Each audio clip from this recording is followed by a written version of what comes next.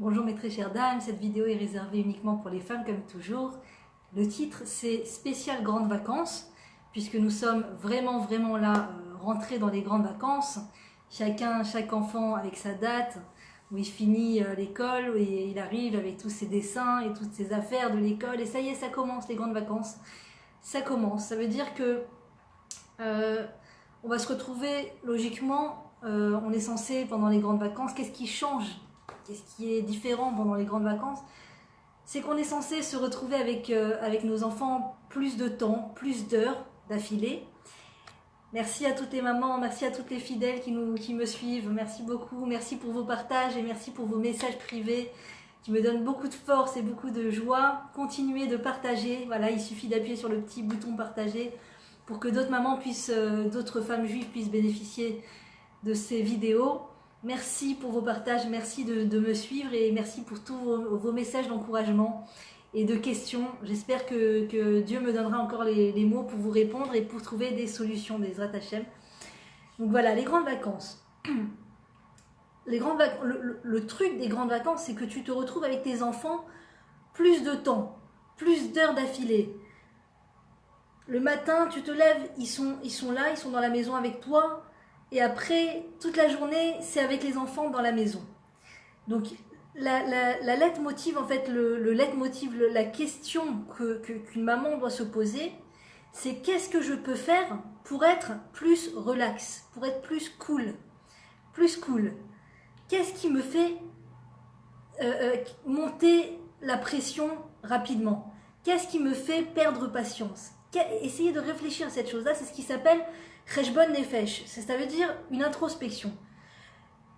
Plein de nos sages dans la Torah nous parlent, plein d'enseignants en Torah nous parlent de l'introspection, de l'importance à la fin de chaque journée de prendre un moment pour voir qu'est-ce qu'on a fait dans la journée, comment on a agi, comment on a réagi, qu'est-ce qui était bien de notre part, nous encourager soi-même, s'encourager soi-même et se dire bravo pour ce que j'ai réussi à faire de bien, mais qu'est-ce qui est à éviter de reproduire, qu'est-ce que j'ai fait qui serait bien que j'améliore dessus, je m'améliore dessus ou que je ne reproduise pas. Ça s'appelle une introspection. Et je pense que si on veut être efficace pendant les vacances pour qu'il y ait une bonne ambiance, c'est de faire une petite introspection, rien de difficile et de rigoureux.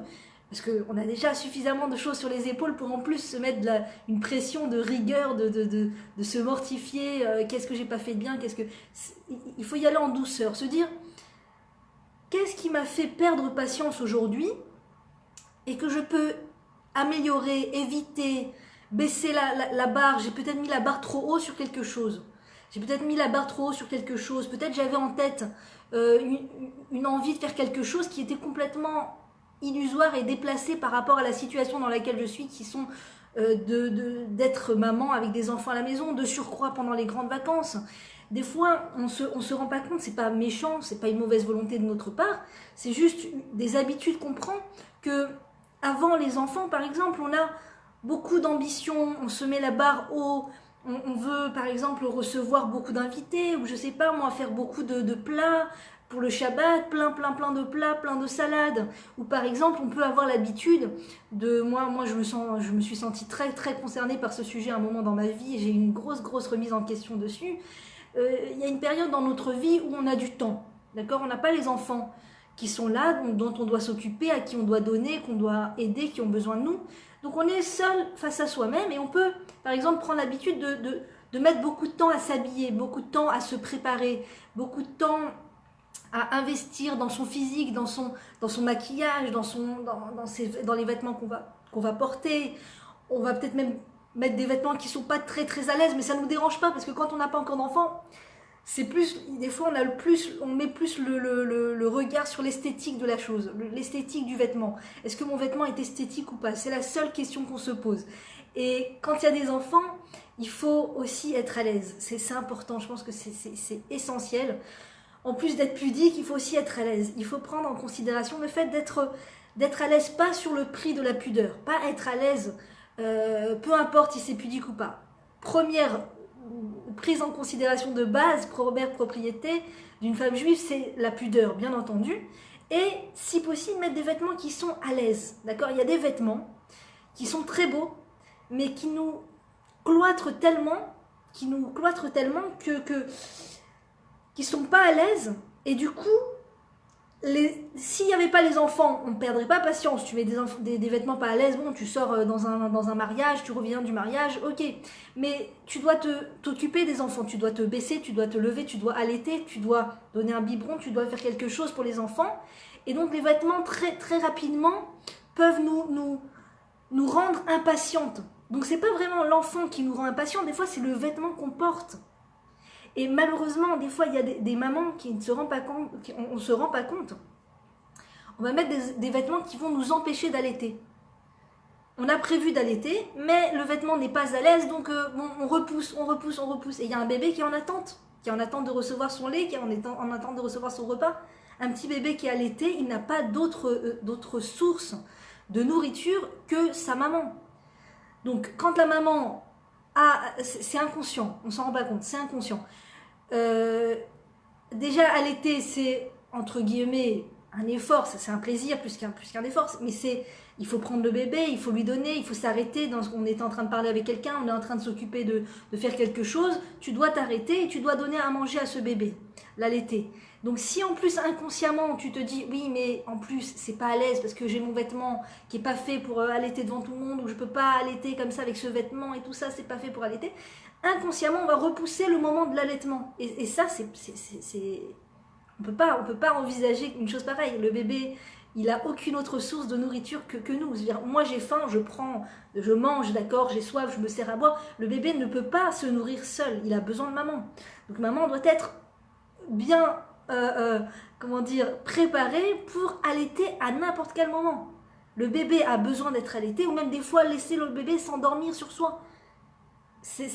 Et des fois, les femmes ne se permettent pas parce qu'elles n'ont pas le vêtement qu'il faut, elles sont chez d'autres personnes, elles sont sorties dehors.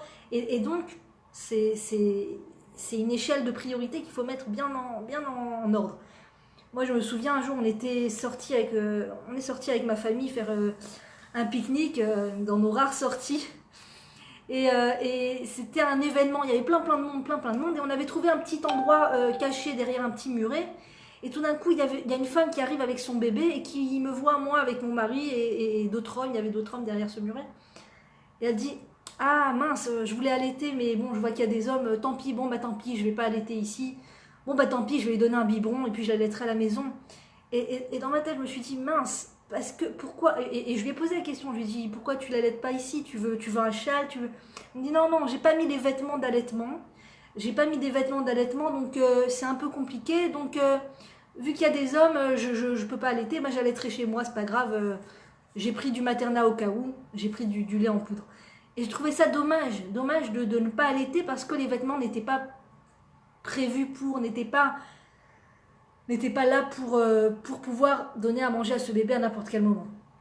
Hormis l'allaitement, il n'y a pas seulement l'allaitement, il y a aussi le fait, par exemple, on doit des fois aller à un événement, une bar mitzvah, un événement familial, un mariage, et il y a les enfants à la maison, et il y a ce moment de stress, entre guillemets, où il y a les enfants qui veulent maman, qui ont besoin de maman, et il y a maman qui se dit, il faut que j'aille m'habiller, il faut que j'aille me préparer, il faut que j'aille me préparer. Et si elle se met la barre haute au niveau de la préparation vestimentaire, maquillage, brushing, coupe de fou, vernis, tenue super chic, super machin, et t'as d'un côté les enfants qui ont besoin de maman, ça peut créer un moment de stress comme ça peut créer un moment de stress où la maman ne se rend pas compte pourquoi elle est nerveuse. Elle va dire elle va croire ou penser que c'est parce que ses enfants maintenant lui demandent d'être avec eux et qu'elle voudrait pouvoir se préparer, mais en vérité le stress vient du fait que dans sa tête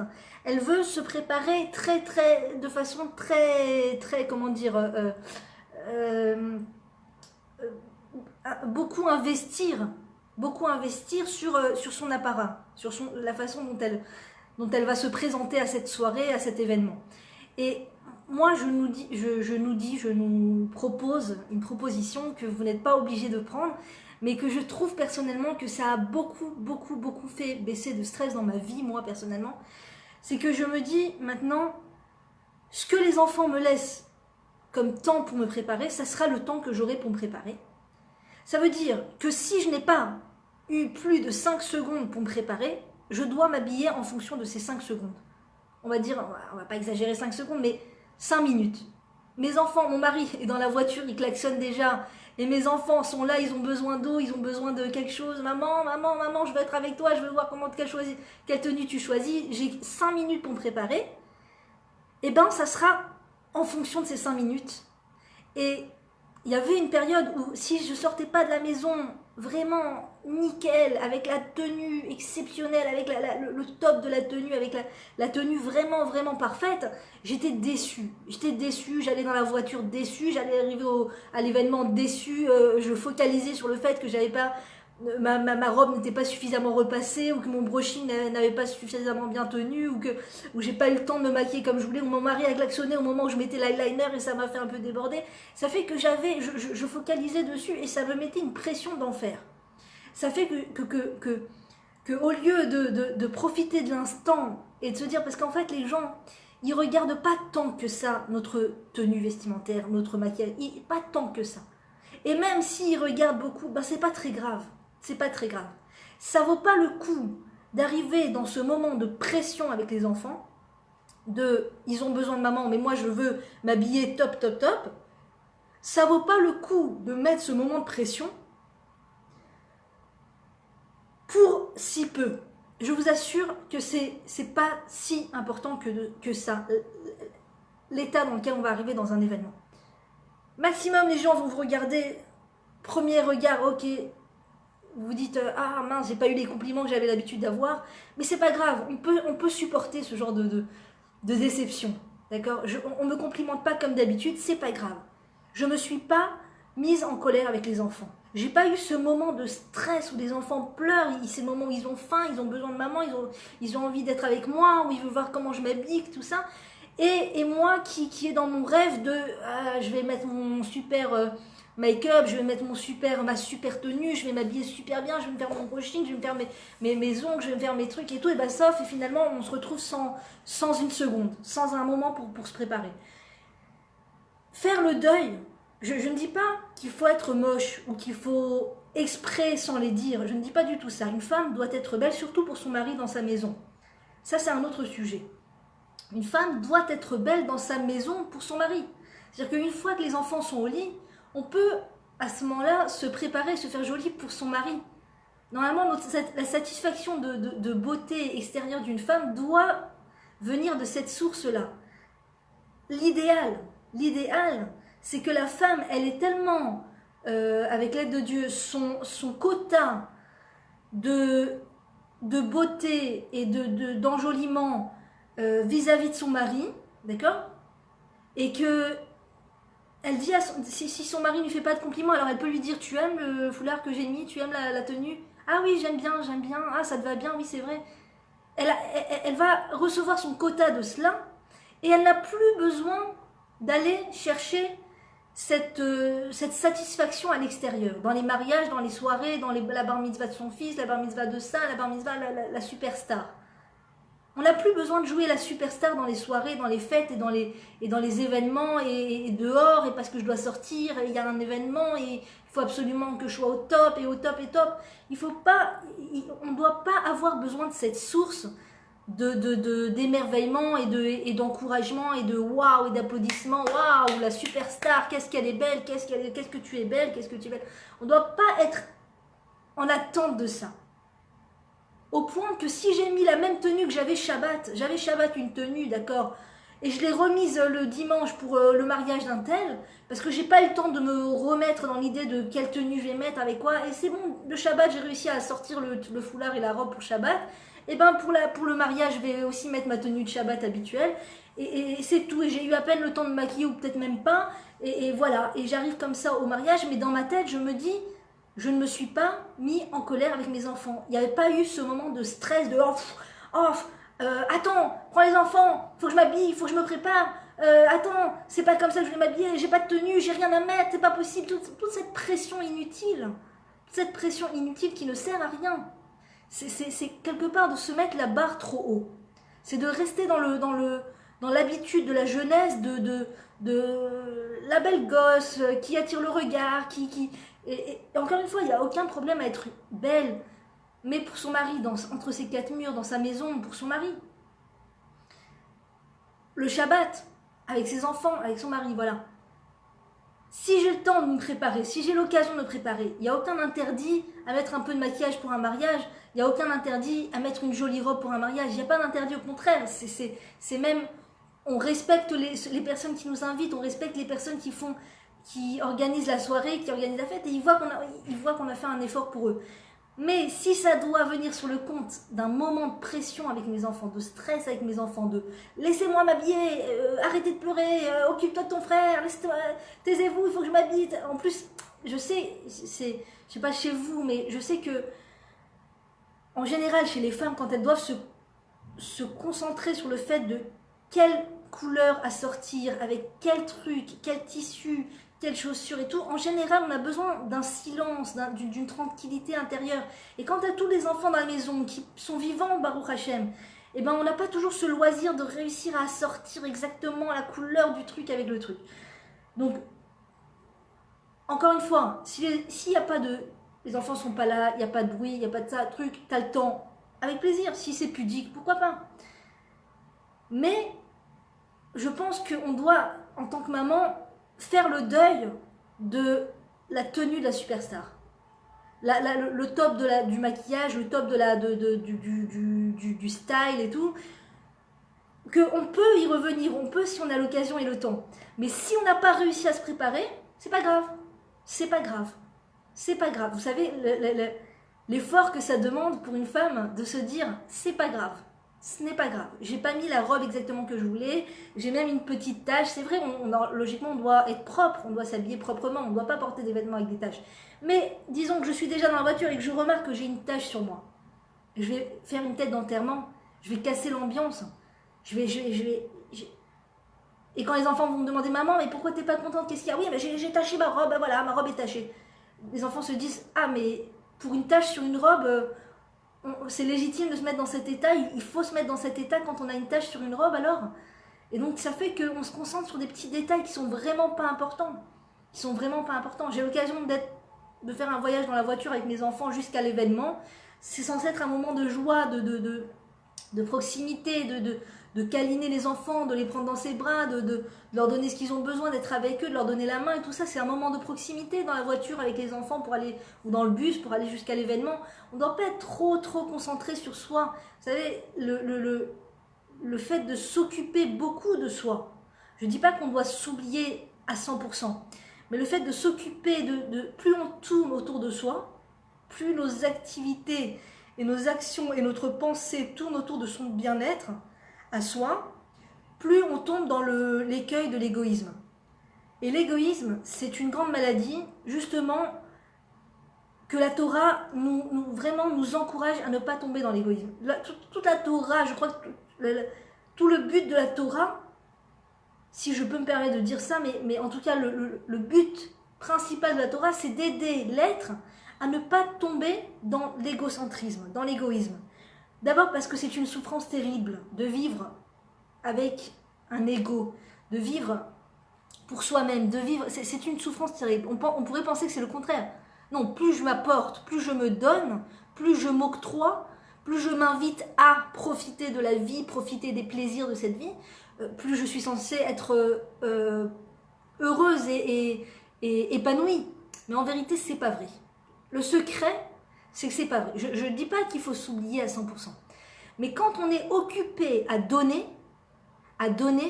à ses enfants, il faut bien sûr, encore une fois, il faut de la gvoura dans tout. C'est-à-dire, il y a le chesed qui est le fait de la bonté, de donner. Et il y a la gvoura qui est le fait de maîtriser à qui je vais donner, combien je vais donner, qui passe avant qui. Il faut faire un ordre. On ne peut pas donner comme ça, sans aucune limite, à tout un chacun.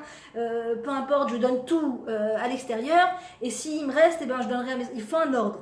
Donc c'est d'abord donner aux enfants. Donner à ses enfants. Quand on est occupé à donner à ses enfants, on sort de cet égocentrisme et de cet égoïsme qui nous font souffrir, qui sont une souffrance. Parce que plus on est proche de soi-même, plus on est proche de ces petits bobos, de ces mots MAUX, de ces douleurs, Qu'est-ce qui est mieux? d'être à l'écoute de ses douleurs ou d'être libre, de ne pas se concentrer sur ses douleurs et de pouvoir vraiment vivre. C'est-à-dire que quand on est trop concentré sur soi, on est concentré sur ses douleurs. Et nos douleurs, les douleurs ne sont agréables à vivre pour personne. Les douleurs ne sont agréables à ressentir pour personne.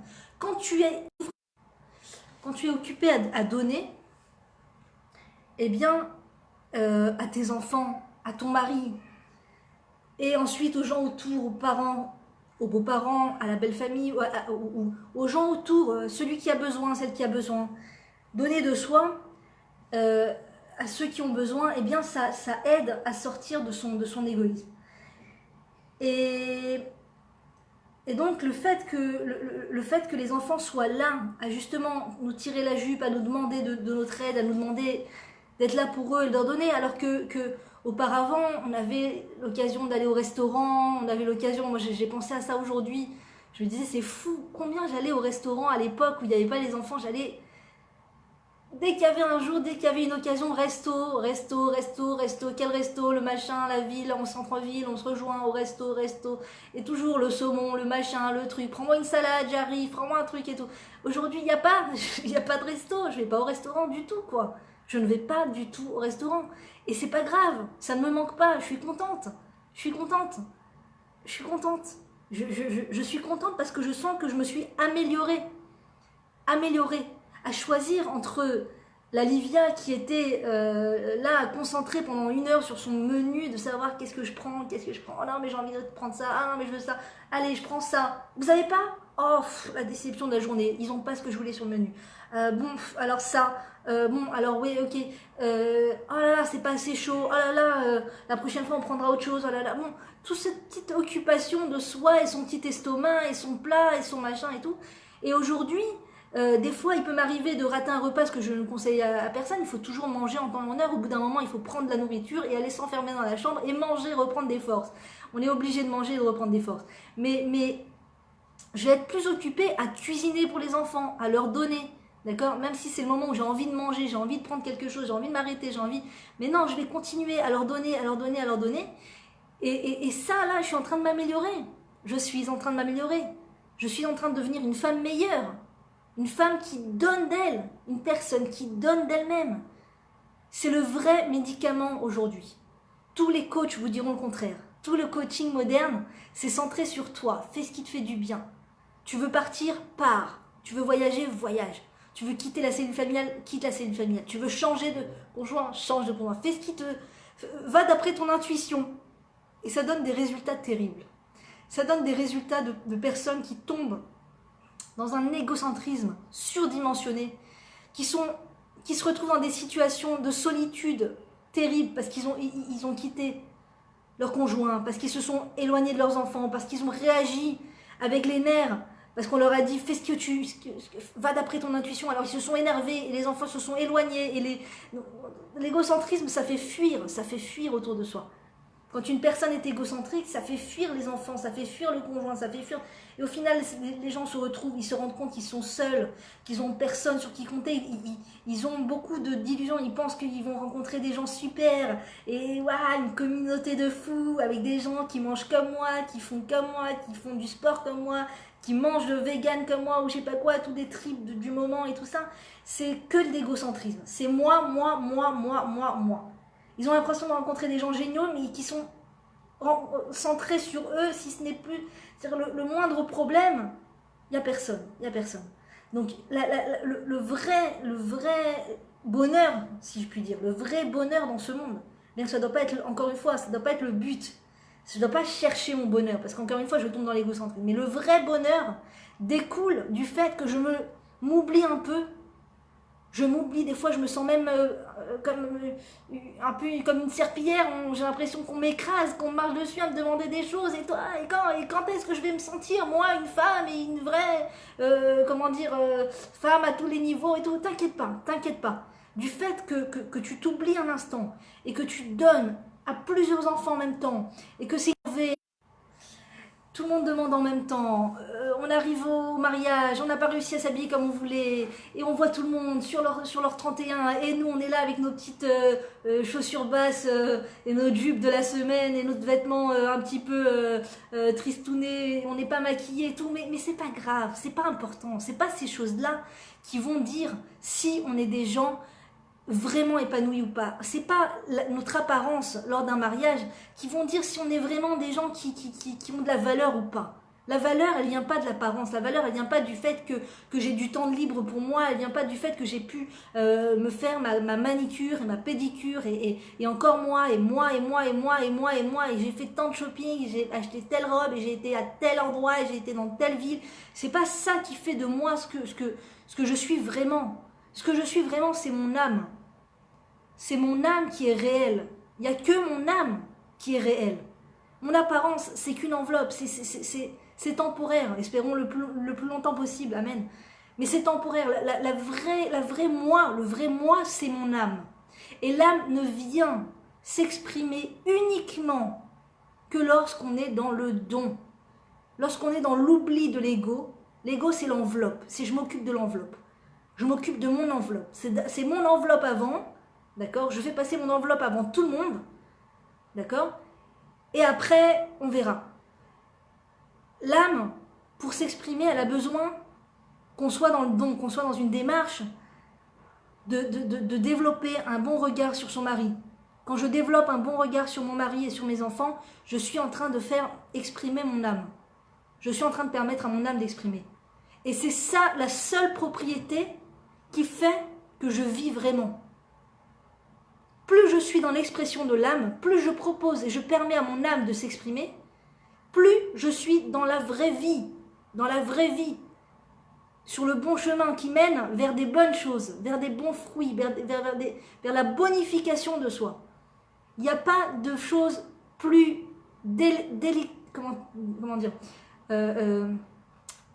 formidable que de se trouver, de trouver son âme, de permettre à son âme de s'exprimer et de se bonifier. Il n'y a pas de plus délectable que la bonification. Il n'y a pas de plus délectable. Juste un petit événement comme ça, je ne sais pas si ça va imager ou pas, mais moi ça m'a fait vraiment ressentir à quel point la bonification, c'était vraiment ce qu'il y avait de plus délectable. Ma maman est tombée sur des vidéos qu'on avait filmées il y a à peu près 10 ans quand je venais d'avoir mon premier enfant. Et elle me décrit la vidéo, elle me dit c'est rigolo, on t'entend parler. Elle me dit t'as pas du tout la même voix qu'aujourd'hui, t'as une voix beaucoup plus réactive, tu réponds plus rapidement, t'as une voix plus réactive. Et qu'est-ce que ça veut dire une voix plus réactive? Au début je me suis sentie un petit peu comme... peut-être c'était plus agréable pour les gens que j'ai une voix plus réactive, peut-être qu'est-ce que ça veut dire? C'est positif, c'est négatif, je comprenais pas vraiment ce que ma maman voulait me dire. Et je suis tombée sur une de ces vidéos et je m'entends parler. Et j'ai compris de quoi il s'agissait, j'ai compris. J'ai entendu cette voix que j'avais, même ma voix a changé. Même ma voix, en 10 ans, de s'occuper des enfants, de faire tchouva, de me repentir, de faire chercher à faire la volonté du Créateur, de me renforcer dans la Torah, dans les mitzvot et de donner à ces enfants que Dieu m'a donnés. 10 ans de ça, voilà, de ce chemin-là, à essayer de le faire en tout cas, eh bien ça m'a même modifié ma voix a changé, même mon ton a changé. J'ai entendu ce ton-là, j'ai dit « Ah là là, mais pour rien au monde, je reviendrai à ce ton d'alors. Oh, pour rien au monde, un ton un peu qui veut maîtriser comme ça, un ton, je sais pas, je ne veux pas parler mal de moi-même, c'est ce que j'étais à l'époque, c'est le processus d'un être qui grandit, qui évolue, qui sort de l'adolescence, de la période de l'adolescence, qui, Dieu merci, grâce aux enfants, sort de cette période de l'adolescence, parce qu'on peut rester un adolescent très très longtemps, même quand on se marie, on peut continuer à être un adolescent si on n'a pas les enfants qui nous poussent à sortir de nous-mêmes et à sortir de nos limites et à donner de soi et dans un don de soi, dans une Messirut Nefesh, on peut rester adolescent de façon intemporelle. On peut rester un adolescent jusqu'à 120 ans. aller d'après son intuition, aller d'après sa spontanéité intérieure, d'après ses envies animales, d'après ses pulsions animales, on peut le faire toute une vie. Il n'y a rien qui nous force et qui nous oblige à changer de chemin. Il n'y a rien, sauf la Torah, sauf le service divin. Le service divin, c'est-à-dire qu'à partir du moment où tu décides, où tu acceptes d'arrêter de vivre d'une certaine façon, de porter certains vêtements, de manger une certaine nourriture, d'écouter une certaine musique, toutes ces choses que tu as l'habitude de faire, tu acceptes d'arrêter parce que c'est ce que ton créateur te demande.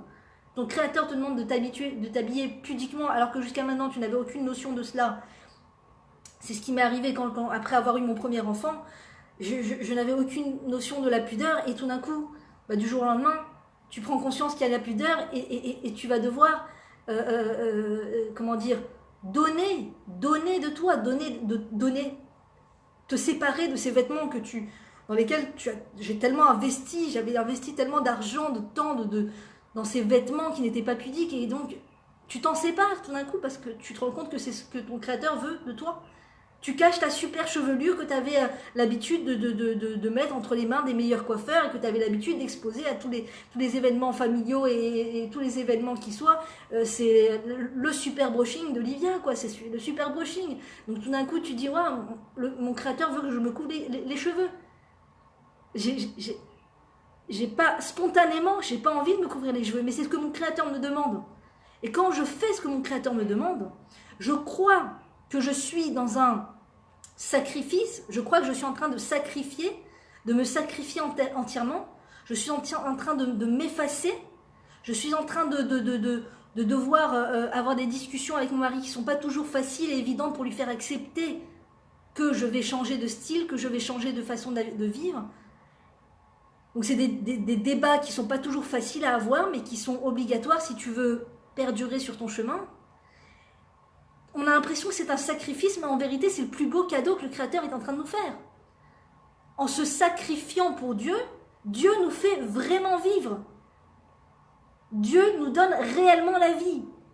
Et toutes ces personnes qui pensent, qui ne sont pas capables de sacrifier quoi que ce soit pour le Créateur, qui ne sont pas capables du tout, qui pensent d'elles-mêmes qu'elles ne sont pas capables de sacrifier leur mode de vie parce que le Créateur leur a demandé ainsi, et parce qu'elles préfèrent des émotions plus vives, parce qu'elles ont envie de sentir vraiment, de se sentir vivre jusqu'au bout des ongles, c'est-à-dire que je mange ce que je veux, je porte ce que je veux, je fais ce que je veux, je parle comme je veux, et je fais ce que je veux de ma vie, d'accord ?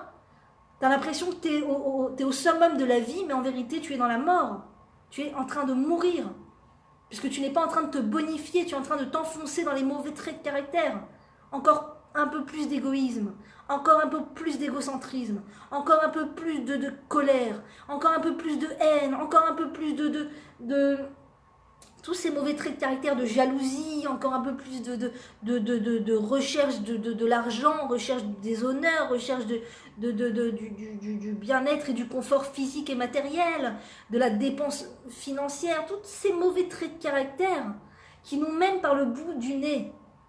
On n'est pas soi-même, on est mené à la baguette par ces mauvais traits de caractère. On est mené à la baguette par ce mauvais penchant. On est mené à la baguette par toutes ces pulsions animales. On croit que c'est nous.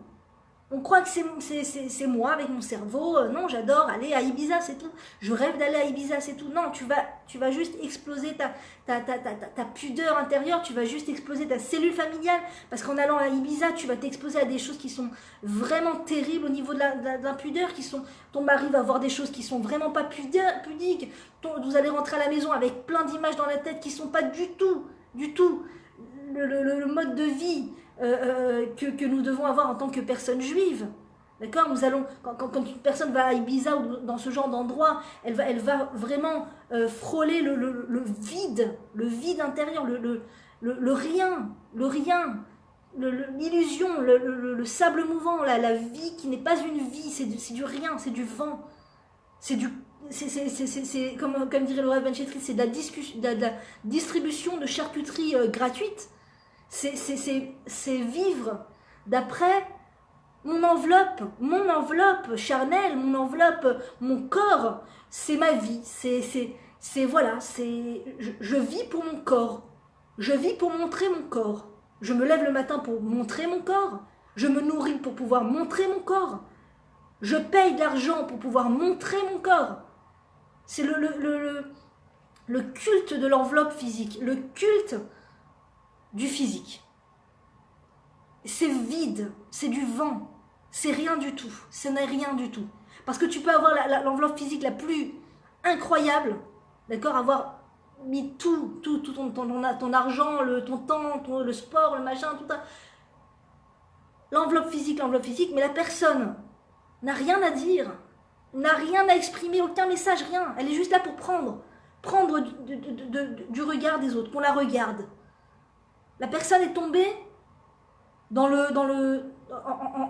recherchant cette impudeur et ce fait de s'exhiber aux yeux de montrer son corps aux yeux de tous, elle est tombée dans la mendiance physique. Regardez-moi, je ne vis que pour être regardée. Si je ne suis pas vue, je ne sers à rien. Comment dire, c'est vivre au travers du fait que de mon corps, de combien de personnes vont me regarder aujourd'hui, combien on va me siffler dans la rue, combien je vais être la plus belle sur toute la plage, je vais être celle qui danse le mieux de toute la boîte, je vais être celle qui attire le plus le regard. C'est du vide, du rien, du rien. Et encore une fois, la personne renforce cette carapace d'égocentrisme. Et c'est en vérité, dès qu'il n'y a plus la musique, dès qu'il n'y a plus les soirées, dès qu'il n'y a plus personne, que la personne se retrouve seule, il y a un mal-être tellement puissant qui la pousse à aller se remplir l'esprit de ne surtout pas être face à face à son vide de vie, à son vide existentiel. Et donc il faut beaucoup voyager, beaucoup acheter, beaucoup de bruit extérieur, beaucoup d'apports extérieurs, beaucoup acheter de vêtements, beaucoup voyager, beaucoup prendre des produits qui ne sont pas des super produits pour le corps, de l'alcool, de la drogue, des choses qui nous font oublier qu'on vit dans le vide. Ne surtout pas se rappeler qu'on vit dans le vide. Ne surtout pas rencontrer des gens qui vont te faire comprendre que tu es dans le vide. Ne surtout pas être face à face au fait que tu es dans le vide. D'accord ? Et donc, nous n'avons rien à voir avec tout ça. Nous n'avons rien à voir. C'est totalement étranger à nous. Le peuple juif n'a rien à voir avec ça. C'est-à-dire que même si extérieurement, on va faire preuve de ce même genre de façon d'agir et de vivre, de ce même type de recherche, eh bien en vérité, notre âme n'est pas du tout en accord avec ce type de vie. Et elle hurle, elle hurle, non, c'est pas toi. Non, tu ne peux pas vivre une vie aussi vide de sens. Tu peux faire des choses beaucoup plus profondes dans ce monde. Tu peux amener la vie dans ce monde. Tu peux amener des enfants dans ce monde. Tu peux t'en occuper, tu peux les éduquer, tu peux créer une famille merveilleuse, tu peux te marier, tu peux créer un contact avec ton mari, tu peux travailler sur votre paix conjugale, tu peux faire des choses beaucoup plus importantes dans ce monde. Tu peux réaliser les mitzvot, tu peux manger cachère, tu peux t'habiller pudiquement, tu peux faire des choses formidables dans ce monde qui vont te permettre à ton âme de t'exprimer. Et quand tu permets à ton âme de t'exprimer, on a des choses à dire. L'âme a beaucoup de choses à dire, l'âme a beaucoup de messages à faire passer, d'idéaux, à vivre et à réaliser. Et donc quand on tombe dans ce mensonge de l'apparence, eh bien malheureusement on devient mendiant du regard extérieur, mendiant des compliments, mendiant à tout prix vouloir être en compagnie de personnes pour ne jamais se sentir seule, parce que la personne en réalité est tellement seule à l'intérieur d'elle que si elle se retrouve seule physiquement, ça fait un écho à sa solitude intérieure permanente. Donc les gens ont besoin de cette illusion d'être toujours avec des personnes. Tu viens, vous venez, toi, super déçu si les gens ne viennent pas. Oh là là, ils viennent pas. Oh là là, il n'y a pas ça, il n'y a pas lui, il n'est pas venu, elle n'est pas venue, il n'est pas venu. Mais tu n'es pas né avec ces personnes, on n'est pas né avec d'autres personnes, on est né seul. Et on s'en va seul Donc la solitude physique, c'est-à-dire que si on n'est pas avec des gens, ça ne doit pas nous altérer notre joie pour autant, ça ne doit pas nous rabaisser dans notre morale. On doit être aussi contente quand on est avec des gens et aussi contente quand on est seul. Parce qu'un juif n'est jamais seul, il est avec le Créateur. Il est avec le Créateur, c'est pas parce qu'on n'a pas suivi toute la clique à Ibiza, parce qu'on n'a pas suivi toute la clique à New York, parce qu'on n'a pas suivi tout le groupe et tout le troupeau à machin et à truc et à machin, qu'on est seul pour autant. On est vivant, on est des êtres de chair, enfin on est des êtres de lumière, remplis de lumière intérieure, avec un potentiel d'âme énorme, énorme, énorme à exprimer dans ce monde. Un potentiel d'âme énorme à exprimer dans ce monde. Et chaque juif qui n'exprime pas son potentiel d'âme dans ce monde, c'est un manque phénoménal dans le monde et dans le tableau du peuple juif. C'est une pièce du puzzle manquante. Manquante, c'est une lumière qui manque. Une lumière qui manque quand vous rentrez dans un salon et qu'il y a des spots comme ça au plafond et qu'il y a une ampoule grillée, une ou deux ampoules grillées, on voit la différence. Ah mince, là il n'y a pas de lumière. Là il manque de la lumière. C'est dommage, l'harmonie du salon est tout d'un coup moins élégante, c'est moins beau, c'est moins...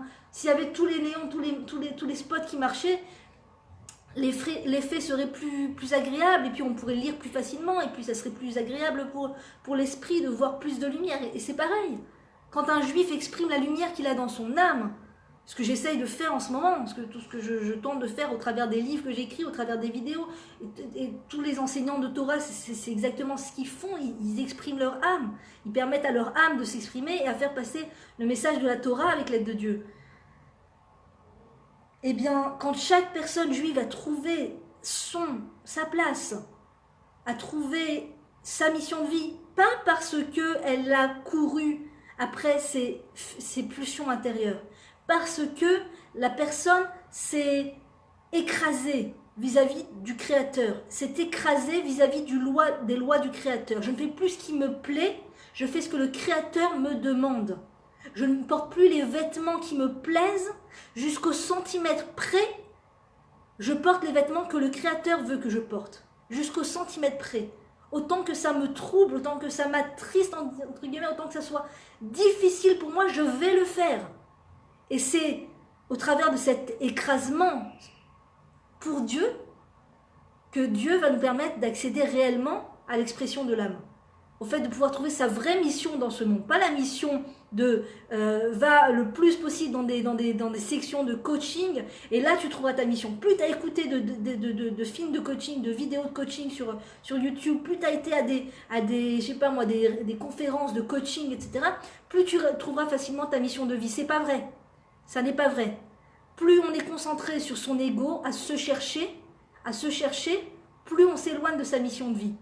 Plus on s'éloigne du Créateur. Plus je suis concentré à faire ce que le Créateur attend de moi, et plus je suis sur le chemin de trouver ma vraie mission de vie.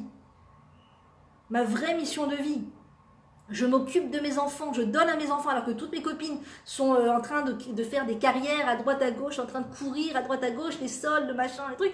Moi, je suis à la maison avec mes enfants. Et je m'occupe d'eux. Et des fois, ils crient, et des fois, ils pleurent, et ils ont faim, et il faut les changer, il faut leur donner le bain, il faut les nourrir. Et moi, dans tout ça, et moi, où je suis, t'inquiète pas, tu vas finir par te trouver de façon réelle, de façon durable, de façon droite et honnête, et sans faire sans créer, comment dire, de dommages dans ce monde. Parce que des fois, les gens vont faire leur mission de vie sur le dos des autres. Ça va créer des dommages des fois dans le monde. Ils vont, je sais pas, diffuser une certaine philosophie qui en réalité va créer des dommages dans l'esprit des gens. Ils vont devenir, je sais pas, thérapeutes pour couple et ils vont pousser les gens au divorce. Ils vont devenir... donc ils s'éclatent au niveau de leur mission de vie, ils s'éclatent au niveau de leur devenir, etc. Ils courent après toute la terre et tout le monde et tout ce qui les appelle à l'extérieur. D'accord ? Et c'est pas toujours bénéfique pour le monde. En général, c'est pas quand c'est sur le dos de la Torah, quand c'est sur le dos des commandements de la Torah ou sur le dos des enfants, sur le dos du mari, etc. En général, c'est pas une bracha pour le monde. C'est pas une bénédiction pour le monde. plus une personne va être droite et honnête avec ce que le Créateur attend d'elle, et plus le Créateur va lui donner ce merveilleux cadeau de pouvoir vraiment aider autour d'elle. Par exemple, le fait de ne pas médire. Le fait de ne pas médire, c'est le chemin, c'est la recette de base pour arriver à devenir soi-même et à pouvoir amener de la bénédiction dans ce monde. Tant que je suis dans la médisance sur l'autre, en plus de faire ce qui s'appelle une avéra, de péché, eh bien, je suis en train de m'éloigner de mon devenir dans ce monde. Je pourrais devenir, je sais pas moi, le temps est arrivé que je devienne, que j'ai des talents extraordinaires pour aider les gens à aller mieux, j'ai des talents extraordinaires pour faire rire les gens, j'ai des talents extraordinaires pour permettre les couples de mieux se porter. Tant que je suis dans un état de médisance, je ne peux pas accéder à mon rôle dans ce monde. Je ne peux pas, c'est impossible, ça m'éloigne, ça m'éloigne. Ça, c'est une chose qu'il faut se dire chaque fois avant de médire, se dire, attends, est-ce que j'ai envie de m'éloigner de ma mission de vie maintenant? Est-ce que j'ai envie de m'éloigner de mon rôle dans ce monde? Est-ce que j'ai envie de m'éloigner de mon âme, de ma neshama qui, elle seule, porte les outils de mon devenir dans ce monde, de la bracha que je peux apporter dans ce monde? Il n'y a que ma neshama qui sait ce que je suis venue faire dans ce monde. Et quand une personne réalise les choses pour lesquelles elle est venue dans ce monde, il n'y a pas de plus grand épanouissement au monde. Il n'y a pas de plus grande connexion avec le Créateur. Quand tu viens et que tu réalises la mission pour laquelle tu es venu pour de vrai, pas d'après les pulsions animales, d'après la pulsion divine, d'après l'étude de la Torah qu'une personne va faire. Et grâce à cette mise en pratique et à cette étude de la Torah, on va devenir ces gens-là, on va réaliser notre potentiel dans ce monde. L'un, ça peut être enseigner la Torah, l'autre, ça peut être enseigner des enfants, l'autre, ça peut être faire des marionnettes pour apprendre à des enfants la Torah, l'autre, ça peut être devenir clown dans des hôpitaux, l'autre, ça peut être... Et quand tu réalises ce pourquoi tu es venu dans ce monde, le sentiment est tellement délectable, que tout d'un coup, toutes ces choses compensatoires qu'on avait pour ne pas réaliser à quel point notre vie dans ce monde n'était pas toujours forcément remplie de valeurs, tout d'un coup, on sent qu'on n'a plus besoin de ces choses-là. Si par exemple, j'avais l'habitude d'acheter de façon compulsive pour masquer un manque intérieur, d'accord, toujours besoin de renouveler mes vêtements, toujours besoin de renouveler les chaussures, toujours besoin d'acheter des nouveaux meubles, toujours besoin de regarder les catalogues, toujours besoin de commander. Une fois, je dis à quelqu'un, ouais, elle est super belle ta robe, où tu l'as achetée? Elle m'a dit, écoute, je l'ai achetée sur un site d'achat sur internet, mais s'il te plaît, n'y va pas. Je suis devenue accro, c'est horrible. J'ai dit, quoi, tant que ça, c'est quoi à ce point? Mais c'est bon, c'est joli au moins. Non, mais ça vaut pas le coup. Je suis tombée accro de ces trucs d'achat. N'y va pas, n'achète pas. Ça vaut pas le coup. Il vaut mieux que tu ailles en magasin, que tu achètes, même tu payes tes vêtements un peu plus cher, mais ne tombe pas dans ce truc d'accro au shopping sur internet. C'est un truc vraiment. Et en fait, quand tu sens que tu remplis ton rôle dans ce monde par rapport à ce que le Créateur te demande, sans passer outre les commandements de la Torah, en allant d'après les commandements de la Torah, en posant la question à un rav si on a un doute et en essayant de toute son âme et de tout son cœur de faire ce que le rabbin nous dit de faire, d'aller d'après la loi de la Torah. Quand on accède à ce rôle dans ce monde avec l'aide du Créateur, eh bien on est tellement content, on est tellement épanoui qu'on n'a même plus besoin d'acheter des choses. Quand on donne au lieu de se servir de son argent que pour soi, et qu'on donne la tzedaka, Hachem il nous dit donne la tzedaka, tu donnes la tzedaka, tu voudrais te servir de cet argent pour toi, et tu te retiens, tu prends de l'argent, tu prends une somme d'argent, je dis pas tout, mais une somme d'argent, et tu donnes à l'autre, tu donnes aux pauvres, tu mets dans la boîte de la tzedaka, tu donnes, et en vérité après tu reçois énormément. Tout d'un coup, tu n'as plus ce besoin d'acheter. Tu dis, attends, il y a des gens qui souffrent, il y a des gens qui sont pauvres, il y a des gens qui n'ont pas de quoi acheter. Et moi, je vais m'acheter maintenant autant de vêtements, autant de trucs, j'ai besoin de tout ça. Et tu donnes, donc tu fais le deuil quelque part de ta volonté de te servir ton argent pour toi-même. Et en vérité, ça va revenir en quelque chose de beaucoup plus grand pour toi. Quelque chose de beaucoup plus grand pour toi. Tu vas réaliser ta mission dans ce monde et du coup, tu te sens plus manquante. J'ai pas acheté, mais je me sens pas manquante. J'ai pas envie de faire les magasins, j'ai pas envie d'aller au canyon. On a le droit d'y aller, on a le droit de s'acheter des choses. Une femme doit se faire belle, doit s'acheter des choses nouvelles pour Rosh Chodesh, pour les fêtes. Mais Il n'y a plus ce sentiment de « Ah, j'ai pas pu m'acheter, je me sens nul, je me sens vide, rien, c'est nul, j'ai pas réussi à acheter, je voulais acheter. » Toute cette frustration de « J'ai pas réussi à acheter, j'aurais aimé acheter, j'aurais aimé avoir plus pour pouvoir acheter plus. Et si j'avais plus, je m'achèterais plus. Et si j'avais plus, j'irais là-bas et je voyagerais là-bas. » Le fait aussi de se contenter d'Eretz Israël, de se dire « Eretz Israël, ça me suffit, ça me suffit. » Ça me suffit. Quelqu'un demandait, si vous aviez tout l'argent du monde, où est-ce que vous voyagerez? Nulle part. Tu vois, quand tu arrives à cet état d'esprit de dire nulle part, je reste en Israël. J'ai la chance d'être en Israël, je reste en Israël. J'ai pas, tu peux payer le billet jusqu'à Las Vegas, jusqu'à je sais pas où, jusqu'en Chine, au Japon, machin. Il y a rien qui me tente plus que la terre d'Israël. Et quand tu te, entre guillemets, tu te réduis, tu te contrains, en vérité, tu fermes toutes les portes à cette chose qui ne sont que des compensations, qui sont le voyage. Les voyages, ça n'est qu'une compensation au manque intérieur. C'est une compensation au manque intérieur, le voyage.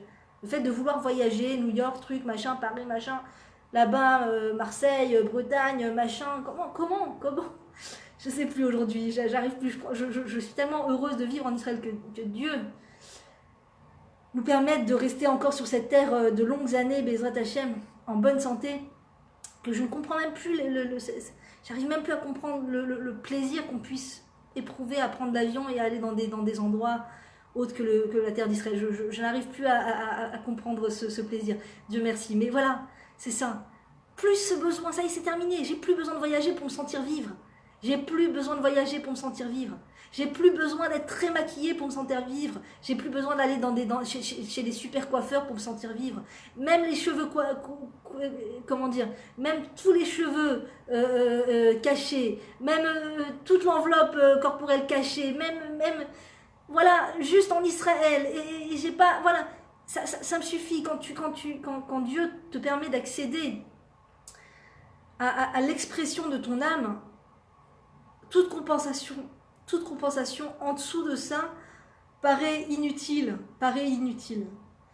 Donc voilà, que Dieu nous aide à être tellement droit dans les lois, tellement droit dans l'accomplissement de la Torah et des mitzvot, et dans le fait de s'occuper de nos enfants comme ils en ont besoin, de donner de soi pour les autres, de donner de soi pour ses enfants, de donner de soi pour son mari, sans compter ce qu'on peut donner. Bien sûr, il faut reprendre des forces pour pouvoir donner.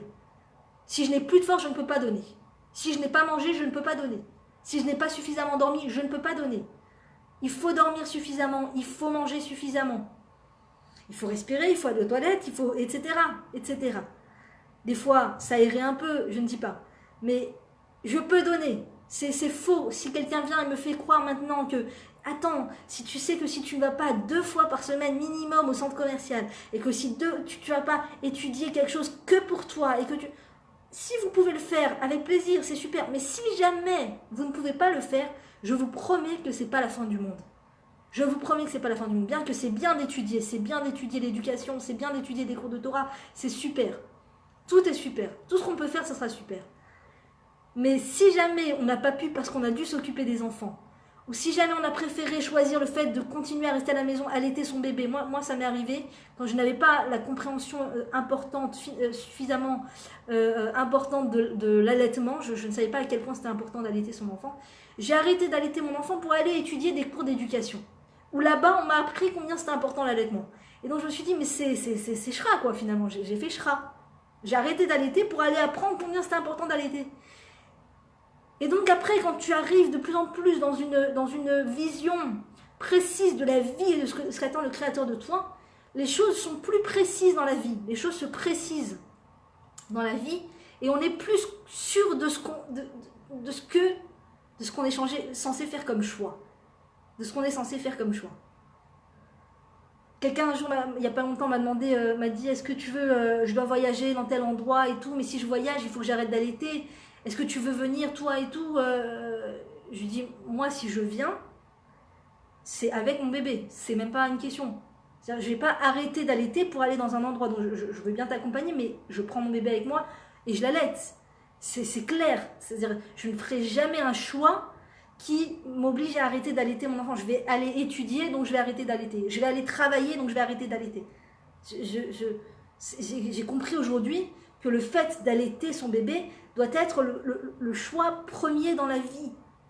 Si Dieu nous a donné cette occasion de pouvoir allaiter un bébé, ça doit être ce qui passe avant tout, avant tout, avant tout. C'est comme si ça devrait être aussi clair dans la tête que comme si on te dit tu préfères continuer à respirer ou mettre la tête dans l'eau pendant à peu près une demi-heure. Non, c'est quand même la base que je respire, quoi. C'est la base de respirer. Donc comme c'est la base de respirer, il y a des choses dans la tête qui doivent devenir la base. C'est la base d'allaiter. Si vous ne pouvez pas et vous n'avez pas l'occasion parce que vous devez prendre des médicaments ou que c'est impossible et tout, ne culpabilisez pas. Si vous êtes dans ce questionnement de j'allaite, j'allaite pas, j'arrête d'allaiter, j'arrête de pas. La base, c'est d'allaiter. La base, c'est d'être en Eretz Israël. La base, c'est de s'occuper de ses enfants. La base, c'est de renforcer son couple. Et après, tout n'est que bonus, tout n'est que accessoire. Il y a des choses dans la tête comme ça on doit arriver à un état c'est clair, c'est clair. Si le choix se pose entre ça et ça, c'est clair, d'accord? Tu veux faire des super études ou tu veux t'occuper de ton bébé? Je m'occupe de mon bébé. Tu peux me proposer toutes les études extraordinaires, apprendre la cuisson, apprendre la couture, le machin, le truc. Si ça doit me faire arrêter de m'occuper de mes enfants, sortir de chez moi et devoir les mettre entre les mains d'étrangères, ça ne rentre même pas en compte. Ça rentre même pas en compte. Est-ce que tu veux donner un cours dans tel endroit? Ouah, génial. Ah, mais pour ça, il faut sortir d'Eretz Israël et voyager et aller dans tel endroit. Non, non. Je reste en Eretz Israël. Combien de fois on m'a proposé d'aller dans des endroits pour diffuser des choses et tout. Et au début, je suis rentrée dans ce doute. J'en ai même parlé à mon mari. Qu'est-ce que tu penses? Il propose d'aller, de voyager dans tel endroit, de parler, de diffuser tout ça. Oui, pourquoi pas, si ça peut aider, tout ça. Bon, attends, viens, on pose la question au Rav. Viens, on pose la question au Rav. On a posé la question au Rav. Trouver un autre moyen que quitter la terre d'Israël pour diffuser la Torah. Il faut trouver un autre moyen. Tu peux, aujourd'hui, avec Internet, tout ça, t'as pas besoin de prendre l'avion et de sortir d'Eretz Israël pour aller étudier, pour aller enseigner, ou pour aller faire passer un message. Enfin, moi, par rapport à ma shlichut, par rapport à mon sentiment, par rapport à ce que je vis. Mais à partir de ce moment-là, c'était clair. C'était clair. C'est-à-dire que quand on m'a, après ça, proposé d'aller dans tel ou tel endroit pour donner des cours, j'ai pas eu un fragment de doute. C'est clair. Je ne sors pas d'Israël. C'est clair. Il y a des choses comme ça dans la vie qui doivent être claires comme l'eau de roche. Comme l'eau de roche. C'est clair, je ne vais pas m'énerver avec mes enfants parce que on a un mariage maintenant, parce qu'on doit aller à une bar mitzvah. Je ne vais pas me disputer avec mes enfants ou m'énerver avec eux. Donc qu'est-ce que je peux faire pour ne pas rentrer dans cet état de nerf? Je baisse la barre. Je baisse la barre. On n'est pas obligé d'être tous sur nos 31. Les enfants ne sont pas obligés de mettre des cravates et de mettre des nœuds papillons et de mettre des petites gavroches et de mettre des trucs et c'est trop serré. Attends, tu vas salir ta chemise. Attends, j'ai pas eu le temps de m'habiller. Attends. C'est clair. Il y a des choses dans la tête qui doivent être très claires. Voilà mes très chères dames, à très bientôt. Que Dieu nous donne la patience pendant ces grandes vacances et qu'on puisse réussir à faire cette introspection du qu'est-ce qui me fait sortir de moi, qu'est-ce qui me pousse à bout et que je peux revoir pour éviter de retomber dans ce piège de me mettre à bout et de m'énerver avec mes enfants. À très bientôt.